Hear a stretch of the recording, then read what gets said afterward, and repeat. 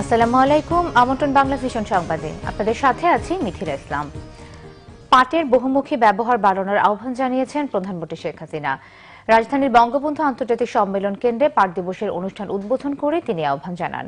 প্রধানমন্ত্রী অভিযোগ করেন, ৭৫-এর পর যারা ক্ষমতায় এসেছিল তারা পাট শিল্পকে ধ্বংস করেছিল। আওয়ামী লীগ ক্ষমতায় এসে এই শিল্প রক্ষায় নানা পদক্ষেপ নিয়েছে। তার মতে, বিশ্বব্যাপী পরিবেশ নিয়ে যে সচেতনতা তৈরি হয়েছে তা পাটের জন্য নতুন একটি সম্ভাবনা এনেছে।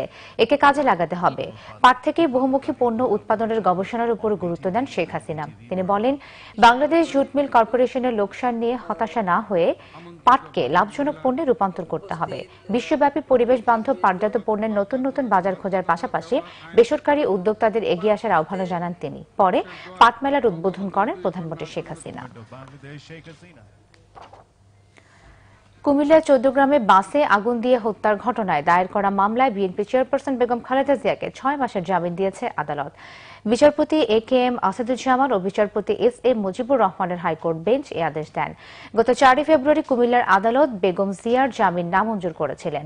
এরপর ২৭ ফেব্রুয়ারি জামিন চেয়ে হাইকোর্টে আবেদন করেন খালেদা জিয়া।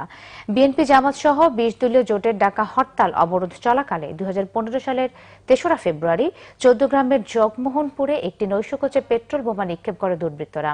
ওই আগুনে পুড়ে ঘটনাস্থলে ৭ জন মারা যান। পরে হাসপাতালে নেয়ার পর আরও একজন মারা যান। ঘটনায় ১৪গ্রাম থানার উপপরিদর্শক নুরুজ্জামান হাওলাদার বাদী হয়ে হত্যা ও বিস্ফোরক আইনে পৃথক দুটি মামলা করেন। এদিকে বেগম জিয়ার মুক্তির দাবিতে আজ রাজধানীতে মানববন্ধন কর্মসূচি পালন করবে BNP. BNP chairperson Begum Khaleda জিয়ার মুক্তি ও সুচিকিৎসার দাবিতে মানববন্ধন কর্মসূচি পালন করবে বিএনপি। বেলা ১২:৩০ থেকে ১:৩০ পর্যন্ত জাতীয় প্রেস ক্লাবের সামনে এই মানববন্ধন কর্মসূচি পালিত হবে। দর্শক, এই মুহূর্তে প্রেস ক্লাবে আছেন সিনিয়র রিপোর্টার জাহাঙ্গীর আকন্দ। কথা বলছি তার সাথে। জাহাঙ্গীর, মানববন্ধন শুরু হতে তো এখনো কিছু সময় বাকি। বিএনপির কেন্দ্রীয় নেতারা কি এসেছেন?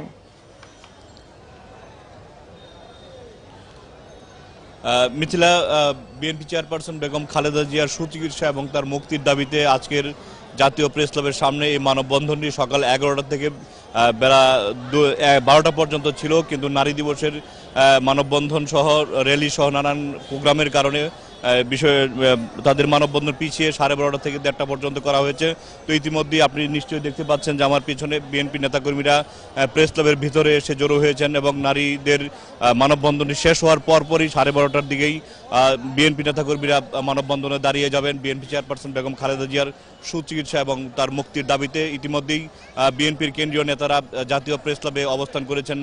বিএনপির ভাইস চেয়ারম্যান শামসুজ্জামান দুদু, কিছুক্ষণ আগে ব্যারিস্টার মওদুদ আহমদ সহ সিনিয়র নেতারা একে একে আসা শুরু করেছেন। তো আর কিছুক্ষণের মধ্যেই সেই মানববন্ধন শুরু হবে, যেখান থেকে বিএনপি নেতারা তাদের নেত্রী বেগম খালেদা জিয়ার মুক্তি এবং সুচিকিৎসার দাবি জানাবেন।